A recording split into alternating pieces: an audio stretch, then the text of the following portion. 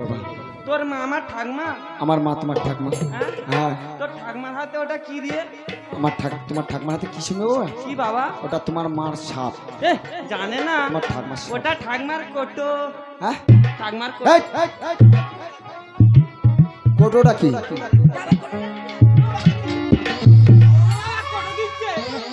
এই বাবা একটা কথা বলি, তোমার ঠাকমার কথা মতন আবার যাবো পুনরায় আমরা সেই চিত্তকে সাঁওতালি করব।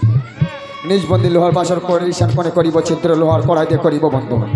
চলো বাবা ক্ষণ আমরা এখানে দেরি করবো না, আমরা যাবো সেই চিত্তকে সাঁওতালি করবো।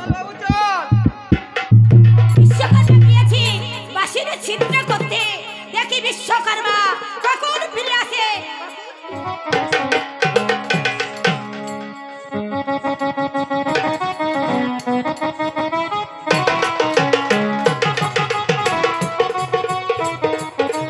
বাবু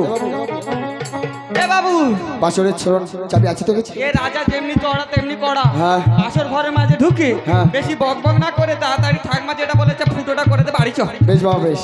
এ বাবা একটা কথা বলি শোন, আমি ঈশান কোণে যখন করিব চিত্র, কেউ যদি আসে আমার ইশারা করিস। এই তো মায়েরই কথা মতন এসেছে। আমি চিত্তগুরু সাঁওতালি পর্বতে, চিত্তগুরু সাঁওতালি পর্বতে ঈশান কোণে করিব চিত্র, লোহার কড়াই দিয়ে করিব বন্দর। জয় মা মনসা।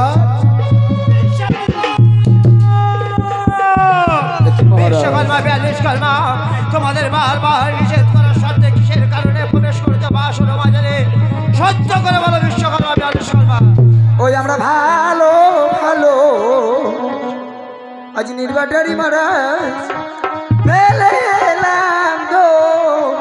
আমরা ভালো ভালো নির্বাটারি মহারাজ পেলে এসেছি গো। ওই আমরা ভালো ভালো নির্বাটারি মহারাজ পেলে এসেছি গো।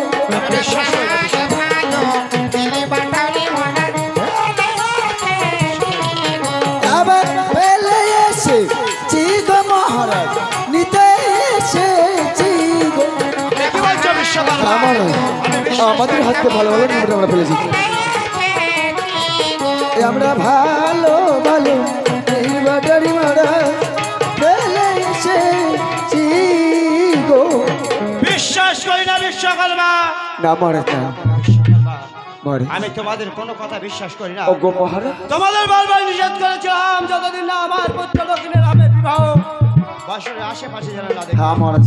কিসের কারণে প্রবেশ করেছে, কেন প্রবেশ করেছে, সত্য করে বলো। ও গো মহারাজ, মধ্যে হস্তের ভালো ভালো নির্বাণী ফেলে রেখে গেছিলাম আপনারই বাসরে মাঝে, তাই পুনরায় আবার নিতে এসেছি আপনারই বাসরে। বিশ্বকর্মা বিশ্বকর্মা বলো মহারাজ বলো। বিশ্বাস করলাম অনেকদিন যাবৎ কাজ করেছো সাঁওতালি পর্বতে, তোমরা তোমাদের সুবর্ণ নীলবাটালি ফেলে গেছো। হ্যাঁ মহারাজ। কিন্তু বিশ্বকর্মা যে বাসরের চাবি আমার হস্তে তুলে দিয়ে গেছো, পুনরায় কোথায় পেয়েছো, সত্য করে বলো। ও মহারাজ, মহারাজ এই কেরামতিটা আমি মেরেছিলাম। আমি না গো মহারাজ, ওই একটি তালার দুটি চাবি বানিয়েছিলাম, একটি দিয়ে গেছিলাম আপনার কাছে, আর মনের ভুলে একটি আমি নিয়ে চলে গেছিলাম। আমার মনে হয় প্রজাপুত্রকে দুজনকে নিয়ে গিয়ে এখন দক্ষিণ মশানে মায়ের করি বলে। ও গো মহারাজ, তুমি কি বলছো মহারাজ? শোনো বিশ্বকর্মা বলুন মহারাজ বলুন। আমি দিতে চলেছি আমার একমাত্র পুত্র স্বর্ণ লক্ষ্মীর বিবাহ। হ্যাঁ মহারাজ। সে কারণে আমি কোনরূপ অশান্তি চাই না। তবে বিশ্বকর্মা বলুন মহারাজ। পুনর্বারের চাবিটা আমার হস্তে তুলে দিয়ে যাও, ফিরে তোমাদের আমরা মুক্ত করে বাবা 42 কর্মা পুনরায় চাবিটা দিয়ে দেন মহারাজের হস্তে। একসঙ্গে পালাবো, নিচে নিচে ছুট মারবো, পড়ে যাই যাবো। এসো বিশ্বকর্মা মহারাজ। নমস্কার নমস্কার নমস্কার। প্রভু আমার জানি না, প্রভু জানি না কেন মোহর এসেছিল বিশ্বকর্মা 42 কর্মা পুনর্বার আমি জানি না। পুরাজি তাহলে আমার কোনো ক্ষতি না না না না, ও কোনোদিন আমার কোনো ক্ষতি করতে পারে না। ভাই ওকে বিশ্বাস করে তাই ওর নাম ডাকে বিশ্বকর্মা। ও গো প্রভু শঙ্কর, আজ তোমারই আশীর্বাদে নির্মাণ করেছি সাঁওতালি পর্বতে লৌহ বাসর। করে আমি আমার পুত্রকে বিবাহ দিয়ে নতুন বধূমাতা নিয়ে আসবো আমার সাথে চম্পক নগরে। প্রভু গো তুমি শুধু আমায় দূর থেকে সর্বসময় আশীর্বাদ করো প্রভু। এখন আমি চললাম রাজমহলে ফিরে, কে বলবো গো শালকা, তোমার কথা মতো নির্মাণ করেছি সাঁওতালি পর্বতে লৌহ বাসর। একটি বার গিয়ে পরিদর্শন করে এসো শালকা, পরিদর্শন করে এসো।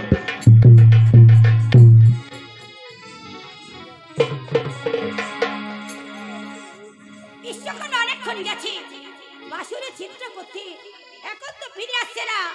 তার কি কোনো বিপদ হয়েছে? ওগো জননী, বিশ্বকর্মা, এখনো তুমি পথ মাঝারে বসে আছো জননী। বিশ্বকর্মা, জননী গো, তোমার আসতে দেরি হচ্ছে বলে তাই পথে মাঝে আমি অপেক্ষা করছি, দেখি বিশ্বকর্মা বাসুর নির্মাণ করে কখন ফিরে আসে। বাবা, তোমার এই কথা মতন চেত্ত করো সাঁওতালি পর্বতে শান করে করিছি চিত্র, লোহার কড়াই দিয়ে করিছি বন্দনা। সরে এসো বাবা, আমি যা বলি সেই কাজ করি, তাই আমার বরেতে করবি, আমার আশীর্বাদ করে চলো হো বাসর ঘর। এসো, আমি তোমার পশ্চাতে বসলে আমি তোমাকে প্রাণ ভরে বরদান করবো। বেশ জননী, বেশ। শোনো বিশ্বকর্মা, ভাদ্র মাসে সংক্রান্তি তিথি পড়িবে মঙ্গলবার, আমার পার পূজা হবে মধ্যপুর মাঝে, সেই হবে তোমার পূজারের পূজা।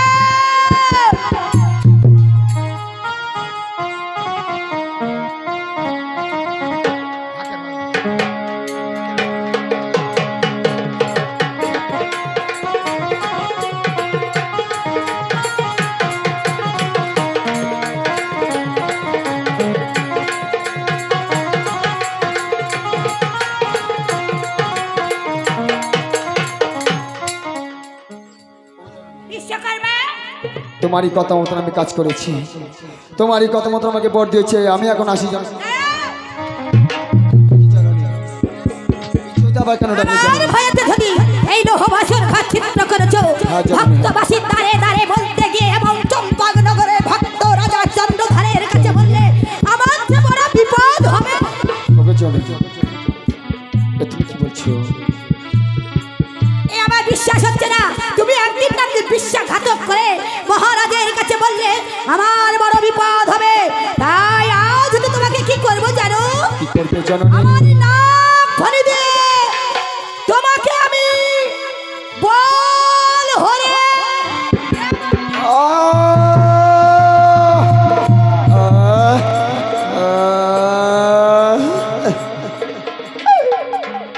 শোনো বিশ্বকর্মা, বল হারিয়ে নিয়েছি ঠিকই, সবই কথা বলে যায়।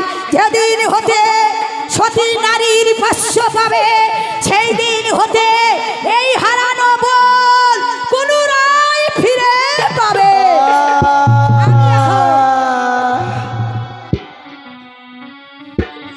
এই তো আমি বিশ্বকর্মাকে সব বল হারিয়ে নিয়েছি। ওরে ভক্ত রাজা চন্দ্রধর, দেখি কেমন করে পুত্র লক্ষ্মীকে বাসর ঘরে রাখতে পারিস, এমনকি তুই বাঁচিয়ে রাখতে পারবি না। প্রভাত কালে আমাকে পূজা দিবে, সবই কিছু ফিরিয়ে পাবি বিশ্বধর।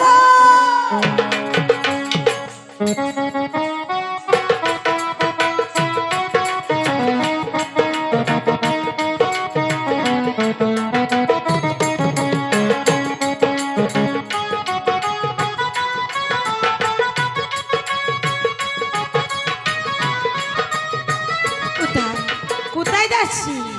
বলো মা। ওরে দাসি, বিশ্বকর্মা বাসর বেঁধে গেছি। হ্যাঁ মা। চল আমরা এখন ওই বাসরে দেখে আসছি।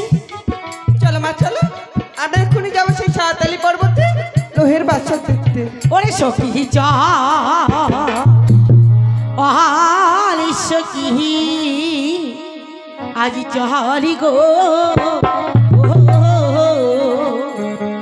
আমিরা বাসরি দেখে আসিস।